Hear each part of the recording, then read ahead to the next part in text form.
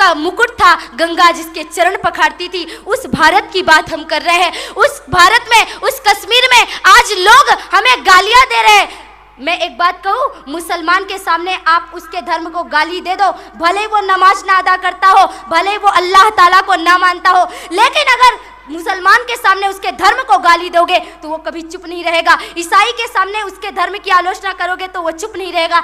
लेकिन हम कितने कायर बन चुके हैं, हम कैसे बन चुके हैं, हम एक नहीं होते कि हमको हमारे सामने कोई हमारी भारत माता को गाली देके चला जाता है और हम चुपचाप सुनते रहते हैं। ऐसा लगता है जैसे हमारे अंदर से सिर्फ हमारे अंदर बल नहीं रह गया। याद करिए अपनी शक्ति को, याद करिए अपने पराक्रम को। आपको आज इकट्ठा होना पड़ेगा, आज आपको मिलना पड़ेगा। हम बिखरे हुए हैं, एक हिंदू ही एक हिंदू को काट रहा है।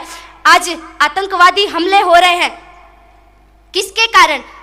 मुसलमान, ईसाई, मैं किसी का नाम नहीं लेना चाहती, आप सब जानते हैं कि इन आतंकवादी हमलों के पीछे कौन है। लेकिन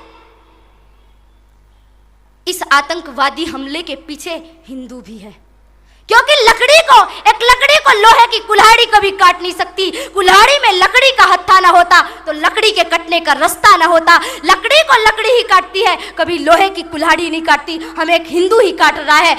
हमारे देश के नेता अपने वोटों के लिए, नोटों के लिए लड़ रहे। आज मैं यहाँ पे आप लोगों के सामने आई हूँ, मुझे सत्ता का लोभ नहीं, मुझे नोटों का लोभ नहीं, वोट का लोभ नहीं, मुझे किसी का भी लोभ नहीं। मुझे राजनीतिक पद, सत्ता, नोट, वोट और सम्मान कुछ भी नहीं चाहिए। मैंने पांचों चीजों का परित्याग कर दिया। मुझे सिर्फ इतना चाहिए कि मेरी आवाज आपकी आवाज बने, मेरी मुख से निकले हुए शब्द आपके शब्द बने। हो गई है पीर पर्वत सी पिघलनी चाहिए, इस हिमालय से कोई गंगा निकलनी चाहिए। सिर्फ हंगामा खड़ा करना मेरा मकसद नहीं, मेरी कोशिश है ये सूरत बदलनी चाहिए। मेरे सीने में न सही, तेरे सीने में सही हो कहीं भी आग, लेकिन आग जलनी चाहिए। आज अपने हृदय की उस ज्वाला को, उस अग्नि को प्रज्वलित करिए। पहचानिए कि हम कौन है, हम किसके वंशज है। जानिए कि हम कौन है।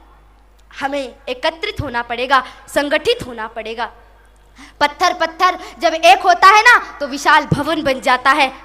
शिक्षक जब एक होकर मिलजुल कर पढ़ाते हैं तो विद्यालय, महाविद्यालय, विश्वविद्यालय बन जाते हैं। सैनिक जब संगठित होते हैं तो एक सुरक्षा बल बन जाता है। प्रांत जब एकत्रित होते हैं तो एक अच्छा राष्ट्र बन जाता है। धागे जब एकत्रित होते हैं तो एक अच्छा कपड़ा बन जाता है। जो धागा खुद निर्वस्त्र था आज वो दूसरों के तन को ढकता है। इसीलिए आज हमें एकत्रित होना पड़ेगा। आज हम बिखरे हुए हैं। हम अपने घर में 56 प्रकार के व्यंजन खाते हैं, डल्लब के गद्दे में सोते हैं, लेकिन हमारे घर में बगल में हमारा एक पड़ोसी भूख से मर रहा है और उसको 50 रुपए की पैरासीटामोल की टेबलेट किसी मिशनरियों ने दे दी, एक मुट्ठी चावल फेंक दिया, वो राइस